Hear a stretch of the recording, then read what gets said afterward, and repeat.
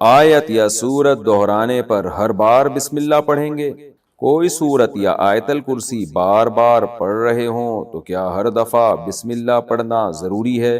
نہیں جی، ہر دفعہ بسم اللہ پڑھنا پہلی دفعہ بھی ضروری نہیں ہے، تو ہر دفعہ کہاں سے ضروری ہو گیا؟ بہتر ہے پہلی دفعہ، تو دوبارہ بھی اگر پڑھنا چاہیں تو بہتر ہے، اس میں کوئی حرج نہیں، اور بغیر پہلی دفعہ میں پڑھ لیں، دوسری دفعہ میں نہ پڑھیں، ہر طرح سے جائز ہے۔ اردو جانتے ہیں ان کے لیے قرآن مجید کا سمجھنا بہت ہی آسان ہے، کیونکہ قرآن مجید میں بہت سارے الفاظ ایسے ہیں جو اردو زبان میں بھی استعمال ہوئے ہیں، ان کی شکل تبدیل ہوتی ہے، جب ہم پڑھیں گے تو آپ کو پتہ چلے گا یہ لفظ اردو میں کیسے استعمال ہو رہا ہے۔ تو کوشش کروں گا بہت آسان انداز سے، بہت آسان لفظوں میں آپ حضرات کے دماغ میں اتر جائے۔ آج جب میں نے لیکچر کی تیاری کی ہے جو آج بھی دے رہا ہوں آپ کے سامنے، اس تیاری میں ایک بات میرے سامنے آئی کہ گرامر ہماری قرآن کی تفسیر کے ساتھ ساتھ ہی چلے گی، کیونکہ ہم اتنی گرامر پڑھیں گے جو قرآن کو سمجھنے میں مدد دے، عربی گرامر کا وہ حصہ پڑھیں گے جو قرآن کو سمجھنے میں مدد دے، کیونکہ ابھی ہمارا مقصد عربی زبان نہیں ہے۔ یہ کورس کامیاب ہوا تو پھر انشاءاللہ یہ اس سے آگے عربی کی طرف بھی توجہ دیں گے کہ عربی زبان سکھائی جائے، عربی میں مہارت کیسے پیدا ہو، صرف نحو مکمل، وہ ایک الگ اس کا حساب، یعنی وہ بات کی چیز ہے۔ ابھی ہم عربی گرامر میں اتنے حصے کو توجہ دیں گے جس سے ہمیں قرآن مجید سمجھ میں آنا شروع ہو جائے، اور اس سے انشاءاللہ آپ کو خود بخود عربی زبان میں بھی کافی حد تک مہارت پیدا ہوگی۔ قرآن میں بہت زیادہ عربی گرامر کا استعمال ہوا ہے، تو جو الفاظ قرآن مجید میں استعمال ہوئے ہیں اردو زبان میں کیسے استعمال ہوتے ہیں، قرآن میں کہاں کہاں استعمال ہوئے ہیں، کتنی دفعہ استعمال ہوئے ہیں، یہ سب باتوں کا تذکرہ ہوگا، تاکہ آپ کو انسان کی فطرت ہے، انسان کی عادت ہے، جب اسے پتہ چلے نا کہ میں نے کتنا پڑھ لیا اور مجھے کتنا آ گیا ہے، تو اس سے اس کی دلچسپی بڑھتی ہے۔ اس کی مثال آپ دیکھیے، ہم جو تسبیحات پڑھتے ہیں 33 دفعہ سبحان اللہ، 33 مرتبہ الحمدللہ اور 34 مرتبہ اللہ اکبر، تو یہ 33 اور 34 میں کیا حکمت ہے؟ اس لیے کہ اس میں 100 کا عدد ایک پورا ہو جاتا ہے، 100 ایک سٹاپ ہے، اس کے بعد 101 سے گنتی شروع ہوتی ہے۔ تو اللہ تعالیٰ انسان کی فطرت کو جانتے ہیں کہ عدد مکمل کرنے میں ان کو لطف اور مزہ آتا ہے، اس میں ایک پتہ چلتا ہے کہ مجھے کیا آ گیا اور کیا رہ گیا۔ ہم سب سے پہلے سورہ فاتحہ پڑھیں گے، کیونکہ نماز میں سورہ فاتحہ بہرحال پڑھی جاتی ہے۔ سورہ فاتحہ کے بعد ہم سورہ ناس سے پھر سورتوں کا ترجمہ انشاءاللہ شروع کریں گے۔ میں سورتوں کی تفسیر میں زیادہ لمبی چوڑی تفسیر میں نہیں جاؤں گا، ہمارا ہدف زیادہ لمبی چوڑی تفسیریں نہیں ہے، وہ آپ علماء سے درس قرآن میں سنتے ہیں۔ ہمارا مقصد جو ہے نا وہ ذہن میں رکھیں کہ قرآن مجید کی جب تلاوت ہو یا آپ جب تلاوت کریں تو قرآن مجید کا ایک بہت بڑا حصہ آپ کو قرآن کی زبان میں سمجھ میں آنا چاہیے۔ میں سمجھتا ہوں یہ بہت بڑی نعمت ہے۔ رسول اللہ صلی اللہ علیہ وسلم نے فرمایا خیرکم من تعلم القرآن وعلمہ، تم میں سب سے بہترین وہ ہے جو قرآن مجید کو سیکھے اور سکھائے۔ تو یہ کام جو ہم کرنے لگے ہیں، اگر اللہ تعالیٰ اسے قبول کر لے تو دنیا میں اس سے بہتر کام کوئی بھی نہیں ہے، کہ اللہ کی کتاب کو پڑھا جا رہا ہے، اللہ کی کتاب کو سیکھا جا رہا ہے۔ تو آپ حضرات اس میں مجھ سے زیادہ دلچسپی دکھائیں گے۔ میں نے یہ کورس بڑی مشکل سے شروع کیا ہے، کیونکہ میرے پاس آپ کو پتہ ہے ٹائم نہیں ہے، ٹائم کے علاوہ دنیا کی ہر چیز ہے، ٹائم نہیں ہے میرے پاس، اور اس میں جو ہے میں جب ٹائم نکالوں اور آپ پھر ناغے کریں، چھٹیاں کریں اور دلچسپی نہ لیں تو ظاہر ہے میری بھی دلچسپی ختم ہو جائے گی۔ سورہ فاتحہ سے پہلے ہے بسم اللہ الرحمن الرحیم، یہ ہر سورت سے پہلے بسم اللہ الرحمن الرحیم ہوتی ہے سوائے سورہ توبہ کے۔ بسم اللہ الرحمن الرحیم، لفظ با یہ کیا ہے؟ دیکھیں اس میں ایک ہے لفظ با، ایک ہے اسم، ایک ہے لفظ اللہ بسم اللہ، ایک ہے لفظ رحمان اور ایک ہے لفظ رحیم۔ کتنے الفاظ ہو گئے ٹوٹل؟ با ایک حرف ہے، اسم، رحمان، رحیم، کل ٹوٹل کتنے ہو گئے؟ 4۔ جی سوری لفظ اللہ 5 الفاظ ہو گئے۔ یہ الفاظ قرآن مجید میں بہت استعمال ہوئے ہیں۔ با حرف کہلاتا ہے۔ جتنی بھی زبانیں ہیں، میں بتا رہا ہوں کہ ساتھ ساتھ گرامر بھی اسی میں چلتی رہے گی، جتنی بھی دنیا میں زبانیں ہیں ان میں الفاظ کی 3 ہی قسمیں ہوتی ہیں، اسم، فعل اور حرف۔ انگلش میں اسے کیا کہتے ہیں؟ ورب، ناؤن اور پروناؤن۔ جو از وغیرہ ہیں، یہ آن، اپون، یہ جو اس قسم کے الفاظ ہیں نا انگلش میں، اور ناؤن جیسے طارق ہے، آپ کا کیا نام ہے؟ نعمان ہے، یہ نام ہے۔ اسی طرح یہ ٹیبل اور چیئر، یہ سب ناؤن ہیں، اسم ہیں۔ اور ورب ڈرائیونگ، ایٹنگ، ٹیکنگ۔ تو یہ 3 ہی قسم کے کلمات ہوتے ہیں ہر زبان میں۔ اردو میں بھی ایسے ہی ہے، فرخ بھائی بیٹھے ہوئے ہیں، یہ اسم ہے۔ کھا رہے ہیں، یہ کیا ہے؟ کھانا، بولے بھائی، ورب ہے۔ اور کس چیز کے ساتھ کھا رہے ہیں؟ چمچ کے ساتھ، تو ساتھ کا لفظ کیا ہے؟ یہ حرف ہے، پروناؤن ہے۔ یعنی اس کا مقصد کیا ہے کہ چمچ اور فرخ بھائی کا رابطہ آپس میں کیا ہے، یعنی کھانے کا اور فرخ بھائی کا اور چمچ کا آپس میں کیا تعلق ہے. ورنہ میں یہ جملہ ایسے بولتا فرخ بھائی کھانا اور چمچ تو کچھ بنتی بات، یا فرخ بھائی کھا رہے ہیں چمچ، لوگ کیا سمجھتے ہیں فرخ بھائی چمچے بھی کھاتے ہیں. حالانکہ فرخ بھائی ایسے آدمی نہیں ہیں، بچپن سے ان کے ساتھ ہیں، پتہ ہے کہ فرخ بھائی چمچے کے علاوہ دنیا کی ہر چیز کھا سکتے ہیں لیکن چمچ نہیں کھاتے. تو اب چمچے سے یا چمچے کے ساتھ، یہ ساتھ کے لفظ نے چمچ اور فرخ بھائی کے درمیان جو تعلق ہے وہ تعلق بتا دیا کہ بھئی چمچے کی مدد سے یہ کام ہو رہا ہے.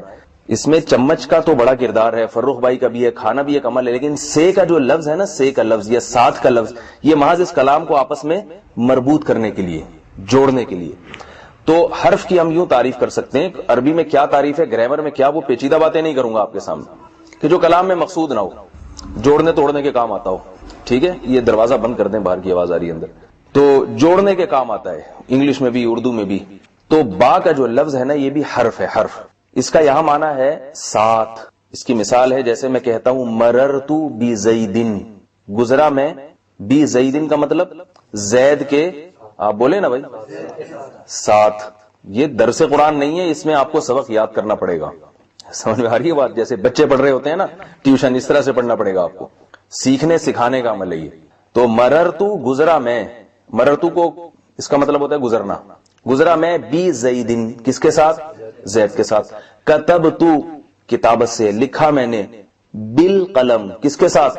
قلم کے ساتھ، قلم کے ذریعے، قلم کی مدد سے، سب معنی میں استعمال ہوتا ہے. تو اب بسمی، نام کے ساتھ. کیا ہو رہا ہے نام کے ساتھ؟ لغت میں بعض چیزیں ایسی ہوتی ہیں جب ہم کلام کرتے ہیں کہ جو چیز بالکل واضح ہوتی ہے اس کا تذکرہ نہیں ہوتا، اس کا تذکرہ نہیں ہوتا. تو کیونکہ کلام شروع ہو رہا ہے تو مطلب ہے کہ نام کے ساتھ شروع کرتا ہوں، یہ بالکل واضح ہے، اس لیے اس کا لفظ، یہ شروع کرنے کا لفظ یہاں پر ذکر نہیں ہے. سمجھ میں آ رہی بات؟ بسم اللہ، اللہ کے نام کے ساتھ شروع کرتا ہوں میں، اللہ کے نام کے ساتھ. الرحمن جو بڑا مہربان، الرحیم نہایت رحم کرنے والا. اب اس میں جو پہلا لفظ استعمال ہوا ہے وہ ہے اسم کا لفظ. اسم کا معنی ہے نام. اردو میں یہ لفظ بہت استعمال ہوتا ہے. لوگ اردو میں بتائیں کیسے استعمال ہوتا ہے، کیا کہتے ہیں لوگ؟ نام نہیں کہتے ہیں، آپ کا اسم شریف. جب ذرا مہذب اردو بولنی ہوتی ہے تو کیا کہتے ہیں لوگ؟ آپ کا اسم گرامی، آپ کا اسم شریف کیا ہے؟ شریف لوگ ہی سمجھتے ہیں ایسے کلام کو، تو جواب دے دیں بھائی ستار، غفار. تو اسم کا لفظ اردو میں استعمال ہوتا ہے، کتنا آسان. اس کی جمع کیا آتی ہے؟ اسماء. جمع آپ کو کیسے یاد ہوگی؟ اسماء حسنہ. ہم کہتے ہیں نا اللہ کے اسماء حسنہ کتنے ہیں؟ 99 قرآن مجید کے شروع میں لکھے ہوتے ہیں. تو اسم کا لفظ بھی آپ کو یاد ہو گیا، اسماء کا لفظ بھی یاد ہو گیا. قرآن مجید میں یہ جو اسم کا لفظ ہے یہ 62 مرتبہ استعمال ہوا ہے. قرآن مجید کی کل آیات، کل الفاظ جو ہیں، الفاظ وہ ہیں 77,439، 77439. آپ کو یہ لفظ یاد کرنا مشکل لگے گا تو آپ 77,000 یاد کر لیں یا 77,500 کر لیں. ساڑھا واڑا یاد کرنا، پونے ساڑھے سے لفظ یاد کرنا آسان ہو جاتا ہے نا، پونے ساڑھے سوا اس سے یاد کرنا. تو ساڑھے میں صرف 11 لفظ رہ گئے. تو آپ بتائیے قرآن مجید میں ٹوٹل الفاظ کتنے ہیں؟ 77.5، تقریباً 77,500 الفاظ ہیں. اب 77,000 الفاظ میں لفظ اسم کا ترجمہ آپ کو پتا چل گیا تو 62 آپ نے الفاظ صرف بسم اللہ میں سیکھ لیے. بھائی اردو میں سمجھا رہا ہوں نا، سمجھ میں آ رہی ہے بات؟ 62 الفاظ ہو گئے. ضروری نہیں ہے کہ اسم ہی کے لفظ میں ہو، اسما بھی ہے اس میں، اور یسمی، مسمہ اس طرح بھی آیا ہے. لیکن جہاں یسمی یا مسمہ آئے گا تو آپ سمجھ جاؤ گے اس کا مطلب کیا ہے. نام سے کچھ ملتا جلتا لفظ، فارم تبدیل ہے تو اس سے تھوڑا سا معنی تبدیل ہوگا. مسمہ ہم کسے کہتے ہیں بھائی؟ شرافتی اس میں لکھا ہوتا نا بے فارم میں، یا وہ جو کوئی ڈاکومنٹ بنوا رہے ہوتے ہیں اس کو لوگ مسمی پڑھتے ہیں. مسمہ بنت فلان کی عرضی جائیداد کو، جو وکیلوں کے کاغذات ہوتے ہیں، مشکل اردو جس میں ہوتی ہے، لوگ اس کو مسمی پڑھتے ہیں. وہ دعوت نامے جو پرانے زمانے میں، نور چشمی مسمی، تو وہ مسمی لفظی مسمہ. مسمہ بھی اسی کو کہتے ہیں جو کسی کا، یعنی میں جیسے یہ کہوں گا کہ مسمہ، کیا نام ہے بھائی آپ کا؟ مسمہ نعمان، یعنی نعمان، یہ ذرا اور تہذیب ہو گیا. تو قرآن میں یہ لفظ مسمہ آیا ہے، اسما آیا ہے، یہ سما آیا ہے. تو جہاں بھی یہ لفظ آئے گا آپ کی سمجھ میں آ جائے گا. تو کتنے الفاظ ہو گئے؟ 62 الفاظ ہو گئے. اس کے بعد ہے لفظ اللہ.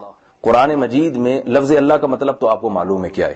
لفظ اللہ یہ اللہ رب العزت کا ذاتی نام ہے. جیسے میرا نام طارق ہے، صفات بہت ساری ہوں گی، استاذ بھی ہیں، لوگ کہتے ہیں مفتی ہیں، لوگ کہتے ہیں عالم ہیں، کوئی کہتا ہے نالائق ہیں، کوئی کہتا ہے لائق ہیں، یہ ساری صفات ہیں. اور نام کیا ہے؟ طارق. تو طارق کو ہم عربی میں کہیں گے علم. یہ اصطلاح یاد کر لیں. علم وہ نام جس میں کسی کی صفت کا لحاظ نہیں ہوتا، کہ یعنی یہ نام میں جو اوصاف ہیں یہ اس میں پائے بھی جاتے ہیں یا نہیں پائے جاتے، یہ نہیں ہوتا اس میں مقصد. دیکھو ستار کا مطلب کیا ہے؟ بہت زیادہ معاف کرنے والا. لیکن ستار بھائی کو ستار بھائی اس لیے نہیں کہیں گے کہ بہت زیادہ معاف کرتے ہیں، بلکہ اس لیے کہ ان کا نام کیا ہے؟ ستار. چاہے معافی کی صفت ان میں نہ ہو پھر بھی ستار. پٹھان لوگ نام کیا رکھتے ہیں؟ بہادر خان. ممکن ہے بچہ قوم کا بزدل ترین آدمی ہو، مگر اس کو پھر بھی کہا کیا جائے گا؟ بہادر خان. اس لیے کہ اب جو ہم اسے بہادر خان کہہ رہے ہیں، اس لیے نہیں کہہ رہے کہ اس میں بہادری کی صفت پائی جاتی ہے. ممکن ہے جب پیدا ہوا ہو تو بہادری کے جوہر اس نے دکھائے ہوں اور آتے ہی دھمکیاں دینا شروع کر دی ہوں، اس وجہ سے والدین نے بہادر خان رکھ دیا. لیکن اب بعد میں کوئی بہادر اس لیے نہیں کہتا کہ اس میں بہادری ہے، بلکہ اس لیے کہ اس کا نام کیا ہے؟ بہادر. تو پتہ چلا ناموں کی دو قسمیں ہو گئیں، ایک علم اور ایک صفاتی نام. سمجھ میں آ رہی ہے بات کہ نہیں آ رہی؟ علم جس میں یہ نہ دیکھا جائے کہ بھئی اس میں اس کی کوئی خاص صفت کا لحاظ کیا گیا کہ نہیں کیا گیا، وہ ویسے ہی اس کو پکارا جائے. اور صفاتی نام، آپ کو کوئی بہادر کہہ سکتا ہے، آپ کو کوئی سخی کہہ سکتا ہے، آپ کو کوئی جواد کہہ سکتا ہے.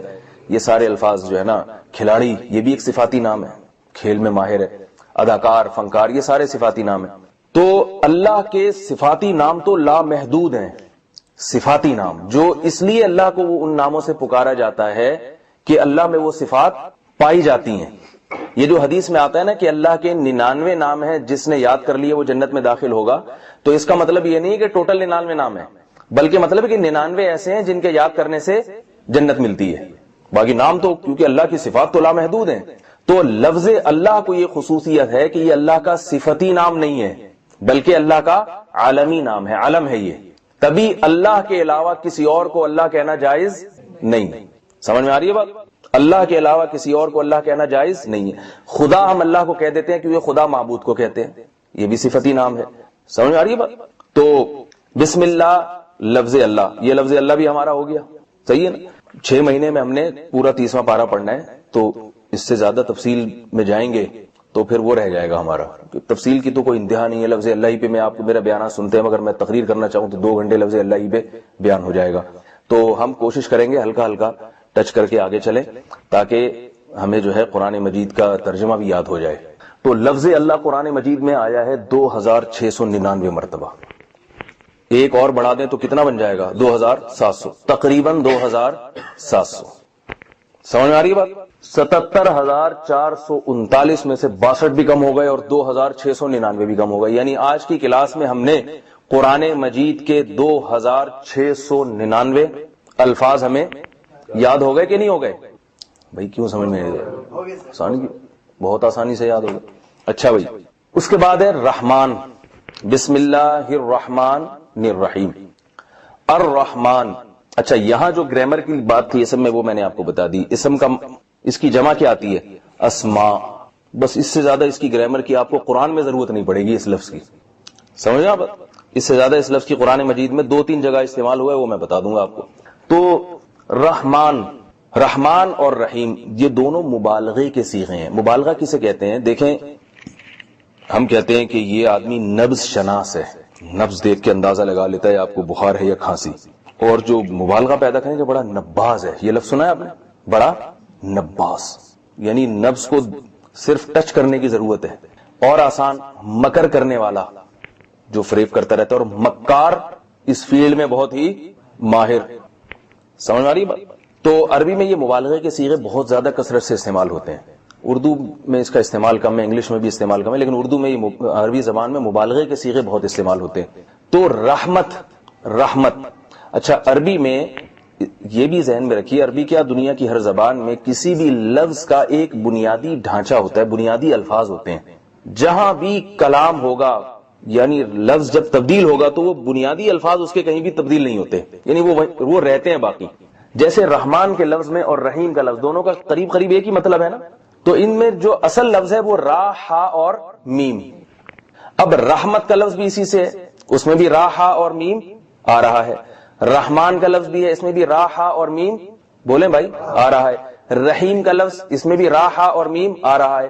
ارحم کا لفظ اس میں بھی را ہا اور میم آ رہا ہے. راحمین قرآن میں آتا ہے, اس میں بھی را ہا اور میم آ رہا ہے. تو ایسے الفاظ جو بنیادی ڈھانچہ ہوتے ہیں, اسٹرکچر ہوتے ہیں, ان کو حروف اصلیہ کہتے ہیں. یعنی میں آپ سے پوچھوں کہ رحمان لفظ کے حروف اصلیہ کون کون سے ہیں, تو آپ کیا بولیں گے؟ را ہا اور میم. سمجھ آ رہی ہے بات؟ را ہا اور میم یہ بنیادی الفاظ ہیں لفظ رحمان کے.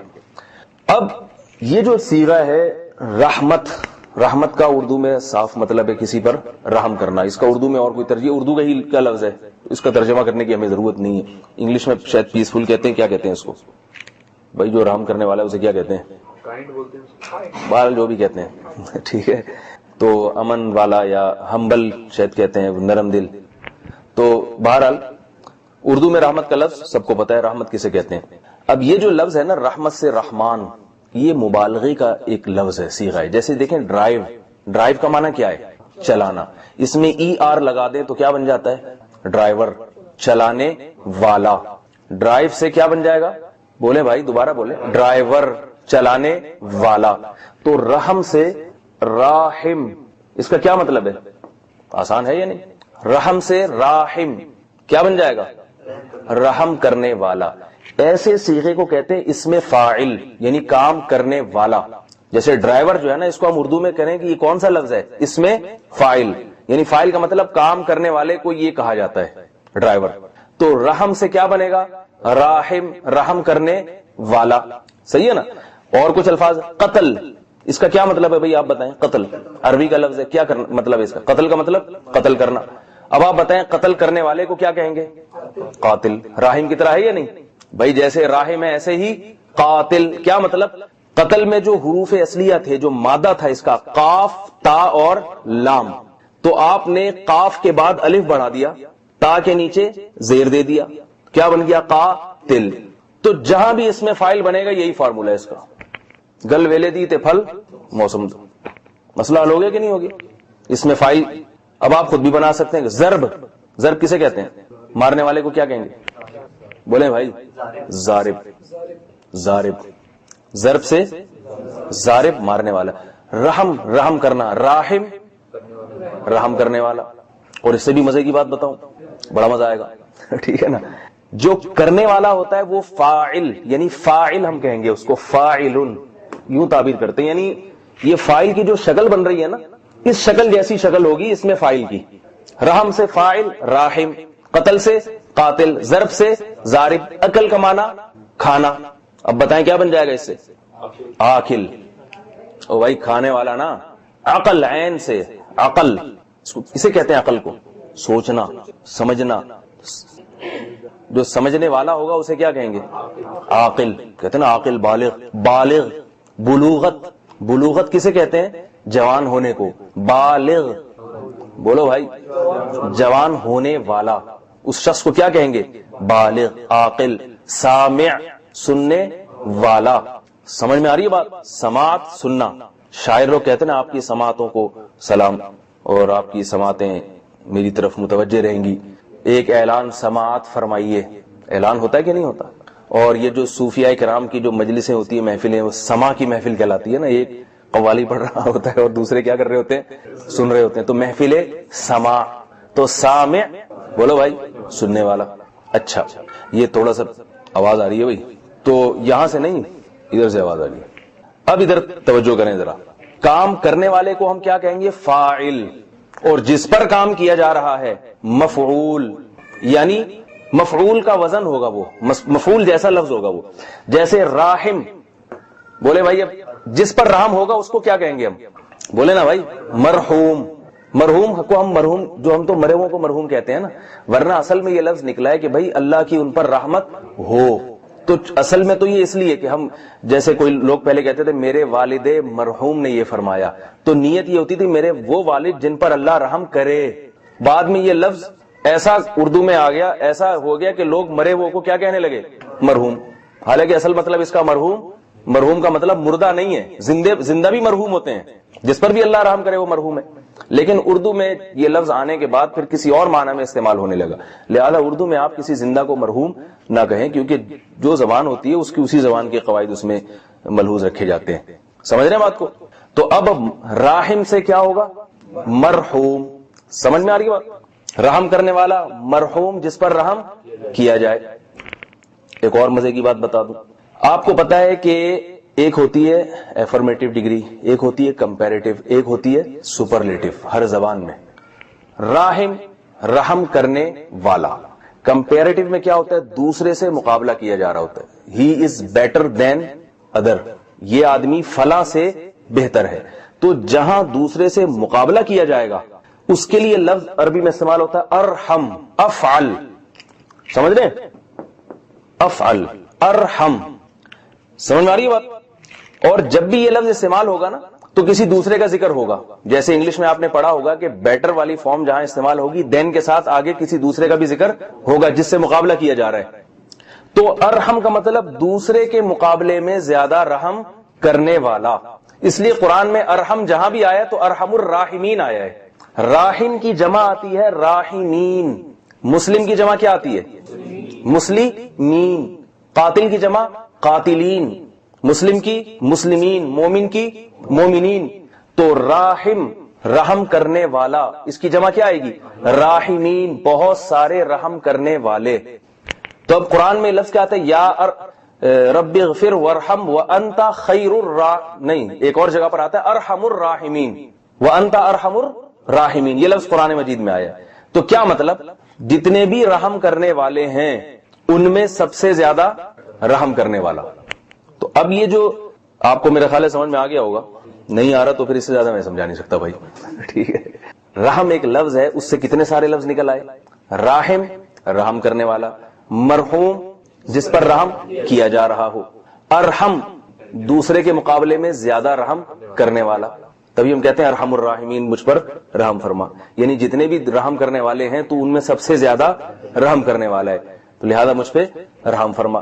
اور راحم ہو گیا، مرحوم ہو گیا، ارحم ہو گیا، راحم کی جمع ہو گئی راحمین. صحیح ہے. اور اللہ آپ کا بھلا کرے. یہ تو سارے صیغے ختم ہو گئے. اب ہے مبالغے کے صیغے. مبالغہ، غلو. راحم کا معنی رحم کرنے والا، رحیم کا معنی بہت زیادہ رحم کرنے والا. یہ راحم ہی کے معنی میں. قاتل، جیسے قاتل کا معنی قتل کرنے والا. آپ لوگ میرے ساتھ ساتھ بولتے رہیں گے، یہ بتا دوں یہ سبق کا حصہ ہے، چپ بیٹھنے کی اجازت نہیں ہے کیونکہ میں ابھی فی الحال ٹی وی میں نہیں آ رہا. ممکن ہے جو لوگ نیٹ پہ سنے ان کے سامنے میں ٹی وی میں آ رہا ہوں، لیکن آپ لوگ تو سامنے بیٹھ رہے ہیں. جو نیٹ پہ سنیں گے ان کو بھی میں کہتا ہوں کہ وہ ایسے ہی سمجھے جیسے سامنے بیٹھ کے سن رہے ہیں. بولتے رہیں گے نا تو پھر فائدہ ہوگا.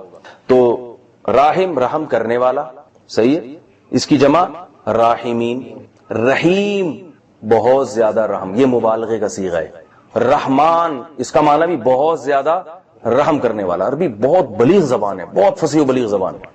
جیسے سامع سننے والا، سمیع زیادہ سننے والا. کہتے ہیں نا اللہ سمیع اور بصیر ہے. ہم تو سامع ہیں، آپ نے بات کی میں نے سن لی. سمیع نہیں کہتے ہم اپنے آپ کو، لیکن اللہ کیا ہے؟ سمیع. غور ہر بات سنتا ہے وہ. آپ تو وہ سنتے ہیں جو آپ کو سننے کو آرڈر دیا جائے. تو ایسے ہی راحم کا معنی رحم کرنے والا. رحیم اس کا کیا معنی ہے؟ بہت زیادہ. رحمان کا معنی بھی بہت زیادہ. اب دونوں کا مطلب جب بہت زیادہ ہے تو سوال پیدا ہوتا ہے پھر الگ الگ لفظ کیوں استعمال کیے اس کے لیے؟ کوئی تو فرق ہوگا نا دونوں لفظوں میں، ہے بھائی؟ کوئی فرق ہوگا کہ نہیں ہوگا؟ کیا فرق ہے بتائیں؟ بہت زیادہ رحمان اور بہت ہی زیادہ، یعنی بہت زیادہ رحمان اور بہت زیادہ بہت ہی زیادہ. ٹھیک. رحمان کہتے ہیں کہ جس کی رحمت سب کو شامل ہو، اتنا زیادہ کہ کوئی بھی ایسا نہیں ہے جس پر اس نے رحم نہ کیا ہو. یہ اللہ کی بڑی صفت ہے کہ کوئی مخلوق ایسی نہیں ہے جو اللہ کی رحمت سے کے دائرے سے باہر ہو. اور رحیم کا معنی یعنی کرتا بھی سب پر ہے. رحمان کا مطلب سب پہ کرتا ہے، اور رحیم کا معنی کرتا بھی بہت زیادہ. دیکھو ہم کہتے ہیں وہ آدمی سیٹھ ہے، یا ہم کہتے ہیں فلاں آدمی سخی ہے. تو سخی کا مطلب کیا ہے؟ غریبوں پہ خرچ کرتا ہے. بڑا سخی. اب بڑے سخی کے دو مطلب ہیں. ایک تو یہ کہ دیتا تو تھوڑا تھوڑا ہے مگر دیتا سب کو ہے، یہ بھی بڑا سخی کہلاتا ہے. بھائی کوئی بھی ایسا نہیں ہے فقیر آئے اور 54 58 اس کے ہاتھ میں نہ رکھے. اور اس کو بھی بڑا سخی کہتے ہیں کہ دیتا 54 پہ گزارا نہیں کرتا بلکہ لاکھوں میں نوازتا ہے اس کو. تو اللہ میں رحمت والی صفت دونوں طرح سے بہت زیادہ ہے. دیتا بھی سب کو ہے, اس کے لیے لفظ رحمان لایا گیا, اور دیتا بھی یعنی رحم بھی بہت زیادہ کرتا ہے, اس کے لیے لفظ رحیم. کوئی دنیا کی زبان ایسی نہیں ہے جس میں اس لفظ کے ترجمہ کے لیے اس زبان کے پاس کوئی آلٹرنیٹ کوئی لفظ موجود ہو. کوئی دنیا کی کوئی زبان میرا خیال میں ایسی نہیں ہے جس میں یہ لفظ کا ترجمہ اس کے لیے کوئی دوسرا لفظ استعمال ہوتا ہو اس کی وضاحت کرنے کے لیے. تبھی ہم بسم اللہ الرحمن الرحیم کا ترجمہ انگلش میں کریں, اردو میں کریں, فارسی میں کریں, ترجمہ بہت لمبا ہو جاتا ہے. شروع کرتا ہوں اللہ کے نام سے جو بڑا مہربان اور نہایت رحم کرنے والا ہے. آپ دیکھیں گے عربی کا ایک لفظ کا ترجمہ کسی بھی زبان میں کیا جائے 4-5 لائنوں سے پہلے مکمل نہیں ہوتا. وہ یہ عربی کی ایک خاصیت ہے کہ یہ بہت تھوڑے الفاظ میں بہت زیادہ مفہوم معنی ادا کر دیتی ہے یہ زبان. یہ انشاءاللہ ہم گرامر پڑھتے رہیں گے تو آپ کے پاس یہ چیز آپ کو سمجھ میں پورے ٹینسز ایک ایک لفظ میں سماتے ہیں اس میں. جیسے ایک مثال دوں, ضربا یہ پاسٹ ٹینس ہے, مارا اس نے, صحیح ہے نا.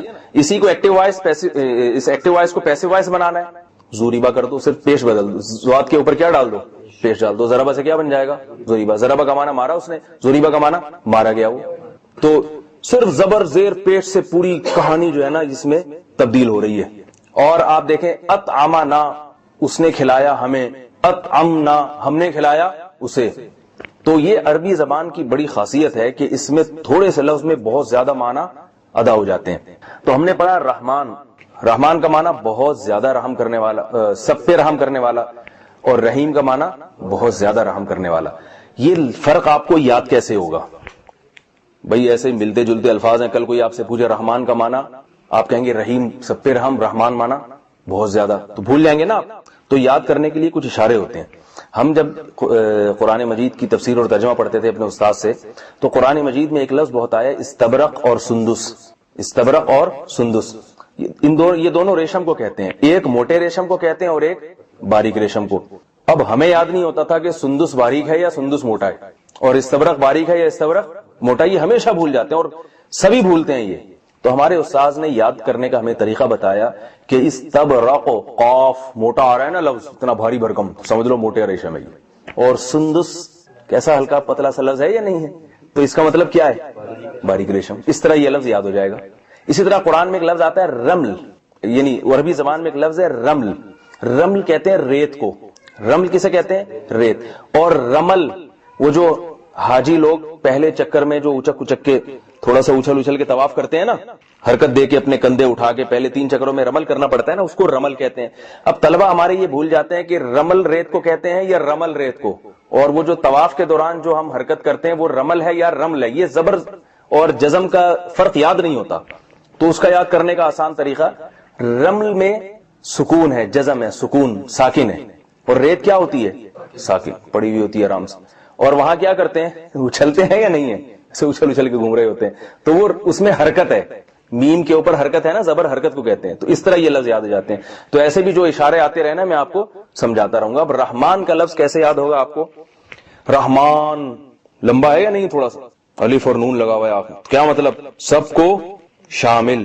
بھائی منہ سے بولنے کی پر ثواب ملے گا آپ کو. رحمان سب کو شامل, جیسے ایسے پھیلا ہوا لفظ ہے, تو مطلب کیا ہے, ایسی رحمت جو سب کو شامل. رحیم پھیلا ہوا لفظ نہیں ہے, تو خود بخود دوسرا مطلب متعین ہو جائے گا کہ بہت زیادہ. رحمان کا مطلب سب پہ رحم کرتا ہے, رحیم کا مطلب بہت زیادہ رحم کرتا ہے. رحمان کا لفظ اللہ کے ساتھ خاص ہے, رحیم خاص نہیں ہے. کسی انسان کو بھی, عام انسان کو رحیم کہہ سکتے ہیں, بہت زیادہ رحم کرتا ہے, ہمارے حساب سے بہت کرتا ہے, لیکن ہر ایک پر کرتا ہے یہ نہیں ہو سکتا. یہ صرف اللہ کی خاصیت ہے. اس لیے یہ رحمان لفظ ایسا ہے جس کی پلورل نہیں آتی, یعنی اس کی جمع نہیں آتی, کیونکہ ایک لفظ اللہ ہی پر اطلاق ہوتا ہے, اس کے علاوہ کسی پر ہوتا ہی نہیں ہے. عجیب بات ہے یا نہیں؟ اس کی تسنیہ نہیں ہے, جیسے رجل سے رجلانی 2 آدمی, رجال بہت سارے آدمی, تو ایسا نہیں کہ رحمان کی کوئی تسنیہ آتی اور رحمانانی 2 رحمان, جبکہ رحیم سے رحیمان کہہ سکتے ہیں آپ, 2 رحیم. بالمؤمنین رؤوف الرحیم, قرآن میں رسول اللہ صلی اللہ علیہ وسلم کو رؤوف بھی کہا گیا اور رحیم بھی کہا گیا. تو رحمان کا مطلب بہت زیادہ رحم کرنے والا, رحیم کا رحمان کا مطلب سب پہ رحم کرنے والا. علماء نے اس کا یہ بھی مفہوم بیان کیا کہ رحمان وہ رحمت جس کی کوئی نظیر نہ ہو, جس کی کوئی مثال نہ ہو، ایسی رحمت والا. ظاہر ہے اللہ کی رحمت کی کوئی مثال نہیں. بعد رات نے یہ بھی کہا ہے کہ رحمان جو دنیا میں تو اللہ سب پہ ہی رحم کرتے ہیں، اور رحیم صرف آخرت میں تو، اور بہت زیادہ وہ جنت کی صورت میں ہوگا. وہ کس کے لیے ہوگی؟ صرف وہ رحمت مسلمانوں کے لیے ہوگی. تو اللہ دنیا میں رحمان ہے اور آخرت میں رحیم ہے. دنیا میں تو ہر ایک کے لیے ہے اور آخرت میں صرف مسلمانوں کے لیے. یہ مفاہیم بیان کیے گئے، ورنہ قرآن کے لفظ میں ایسی کوئی تصریح نہیں ہے، اس لیے اس کو اپنے عموم پر ہی رکھنا چاہیے. اب یہ جو رحمان کا لفظ ہے، یہ رحم را ہا میم کا جو لفظ ہے، آپ نے راحم بھی پڑھ لیا، مرحوم بھی پڑھ لیا، ارحم بھی پڑھ لیا، راحمین بھی پڑھ لیا. قرآن میں یہ دو طرح سے اور استعمال ہوا ہے، بلکہ ایک طرح سے ارحم نہیں. ابھی دستر سے یہ مٹائے نہیں، یہ پھر آخر میں اس کا خلاصہ میں بیان کروں گا. دیکھیں ارحم ہم نے ابھی پڑھا تھا، ارحم کمپیریٹیو ڈگری کیا پڑھی تھی؟ ارحم. ارحم کا معنی دوسرے کے مقابلے میں زیادہ رحم، اور ارحم یہ آرڈر کا صیغہ ہے. جب ہم کسی کو کسی بات کا حکم دیں گے تو کیا لفظ بولیں گے؟ افعل. یعنی را ہا میم جو اس کا اسٹرکچر ہے نا، بنیادی الفاظ ہیں، ان میں شروع میں الف لگا دیں، صحیح ہے، اس کے بعد والے حرف کو ساکن کر دیں اور آخر میں جزم آ جائے، ارحم. جیسے علم، علم کا معنی کیا ہے؟ جاننا. اب میں کسی کو آرڈر کروں گا کہ جانو، تو بتائیں کیا بولیں گے ہم؟ اعلم. شاباش. کیا بولیں گے ہم؟ اعلم، جانو. نہیں آ رہی بات؟ سماعت سننے کو کہتے ہیں کہ نہیں کہتے؟ اس کے اصل حروف کون کون سے ہیں بتائیے؟ سین میم اور تے. کہاں سے آ گیا؟ سین میم اور عین. سین میم اور 4 حروف نہیں ہوتے، یاد رکھو. بہت ہی کم الفاظ ہیں جن میں 4 حروف اصلی ہوتے ہیں، ورنہ ایسے 3 ہی ہوتے ہیں عربی میں.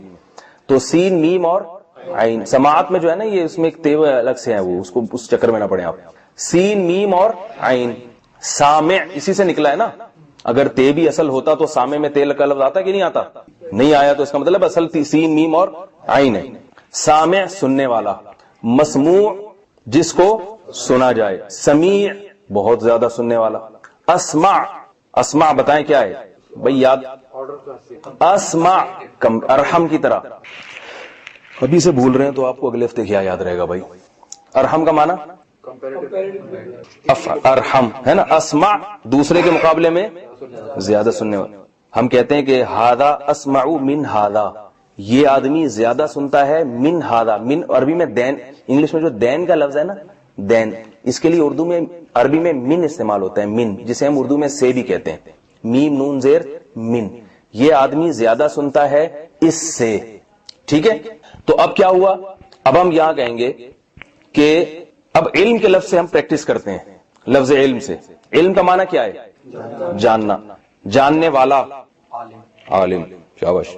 جس چیز کو جانا جائے، یعنی آپ نے کوئی چیز جانی ہوئی ہے، آپ کو پتہ چل گیا اس چیز کا. معلوم، مرحوم کی طرح نا، جس پر رحم ہو. یہ وہ چیز ہے جو جس پر یعنی علم اس پر آیا ہے. معلوم، جس سے پوچھوں صرف وہ بتائے گا. اچھا، مبالغے کا کیا صیغہ ہوگا اس میں؟ جاننے والے میں. عالم کا معنی جاننے والا، بہت اچھی طرح جاننے والا. علیم، بھائی راحم سے رحیم ہے نا، تو عالم سے علیم. سمجھ آ رہی بات؟ عالم سے علیم. اب میں نے آپ کو صیغہ بتایا ہے امر کا، ارحم. یہ ذہن میں رکھیں، ارحم کا معنی رحم کرو. تو علم سے امر کا صیغہ کیا آئے گا؟ آرڈر کا صیغہ، یعنی جانو. اس کو ہم کیا کہیں گے عربی میں؟ آپ بتائیں. جس کو آ جائے وہ بتا دے بھائی. علم. دیکھیں، رحم سے، رحم کا معنی رحمت کرنا، ارحم رحم کرو. ابھی سمجھ میں کیوں نہیں آ رہا بھائی؟ علم کا معنی عثمان آپ کی سمجھ میں آ رہا ہے؟ علم کا معنی جاننا، علم جانو. رحم کا معنی رحم کرو، سوری رحم کرنا، ارحم رحم کرو. سماعت کا معنی سننا. بولیں سنو، اس کو کیا کہیں گے؟ بولیں بھائی اسمع، سنو. اسمع، ارحم، اعلم، یہ سارے آرڈر کے ہیں. افعل یعنی اس کا اصل جو وزن ہے افعل. آپ نے کیا پہلے سر پڑھی بھی ہے؟ اچھا، پھر آپ کی سمجھ میں آ رہا ہے تو ان لوگوں کی کیوں نہیں آ رہا بھائی؟ تو ارحم کا معنی بولو بھائی، رحم کرو.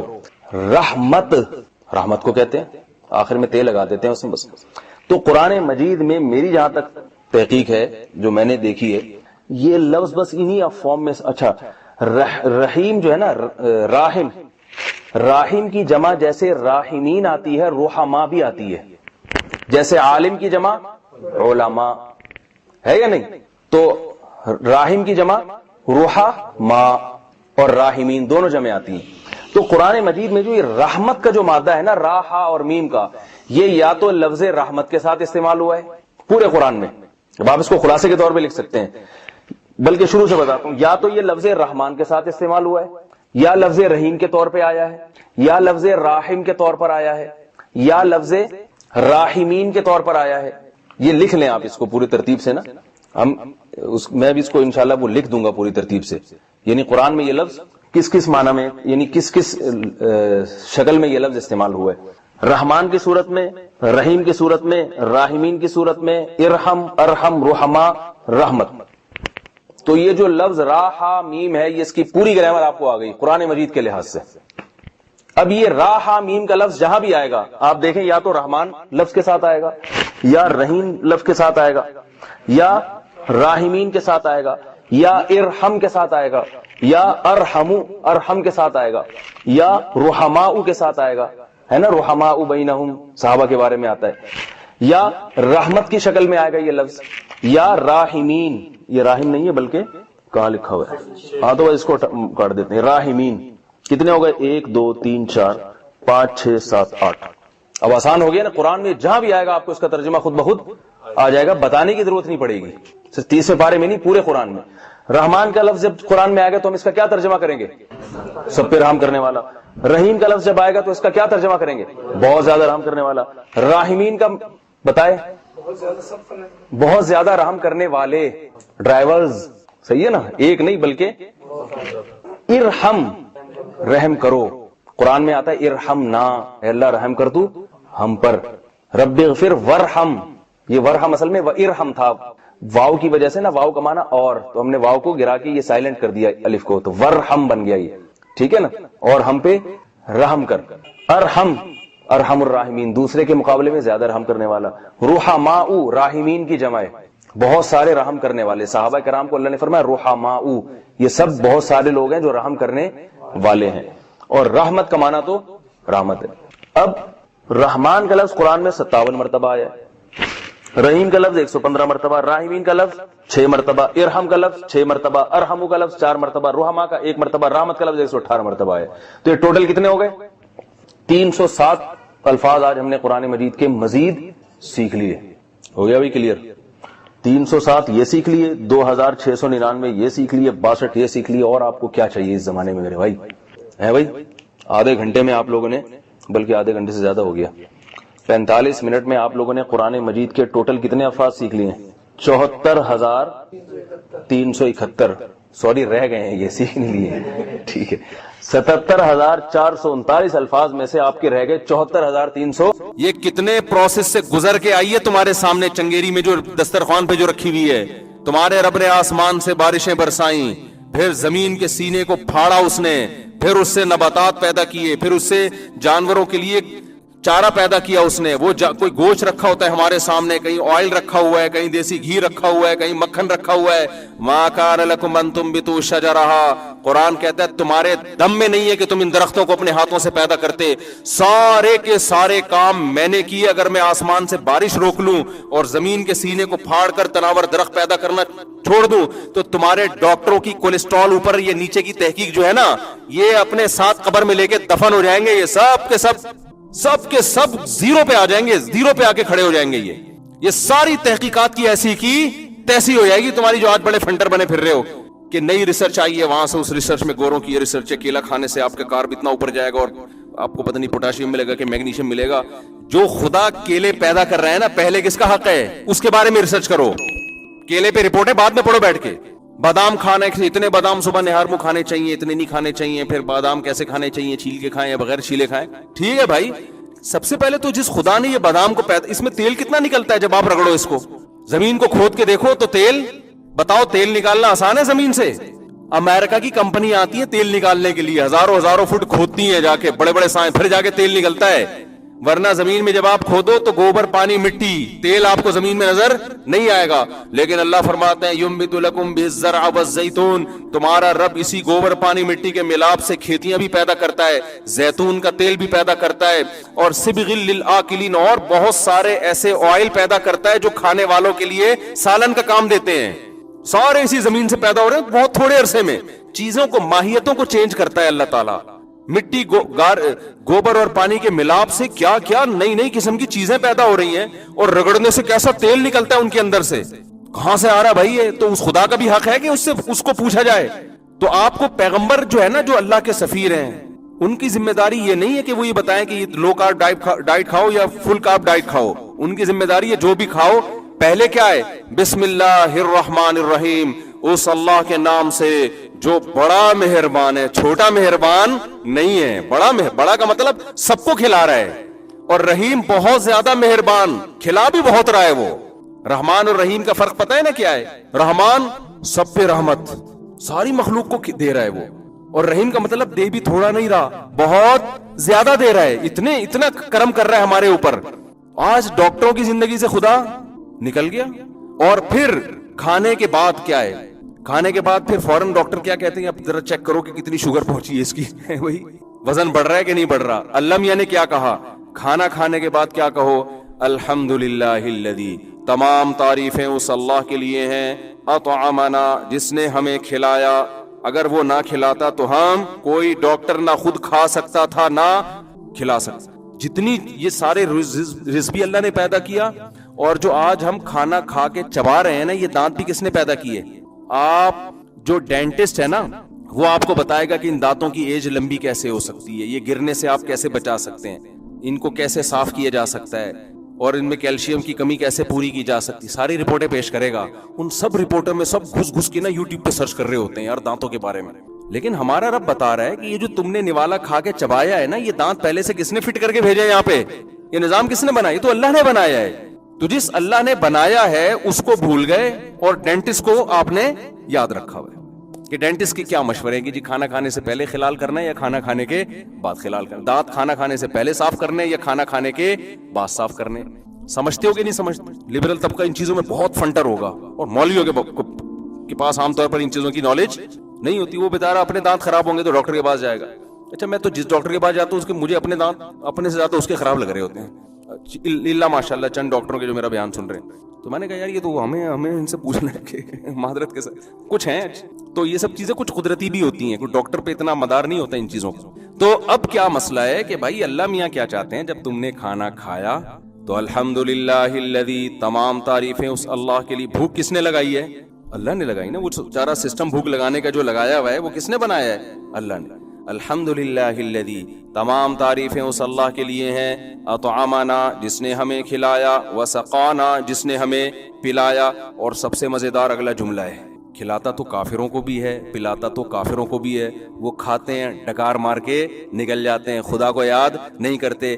وجعلنا مسلمین, ہمیں مسلم بنایا کہ کھانا کھانے کے بعد ہمیں اس کے شکر کی توفیق مل رہی ہے.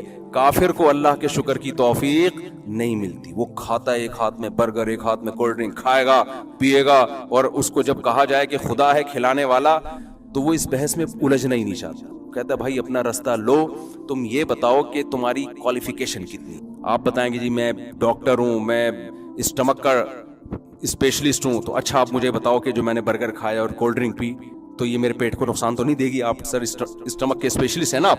اگر آپ بتائیں کہ بھائی میں تمہیں خدا کا حکم بتا رہا ہوں کہ یہ کھانے کے بعد اللہ کا شکر ادا کرو تو اس سے اللہ تم سے راضی ہوگا, تو کہیں اللہ کیا ہوتا ہے؟ اللہ راضی ہونے سے کیا پیسے ملیں گے؟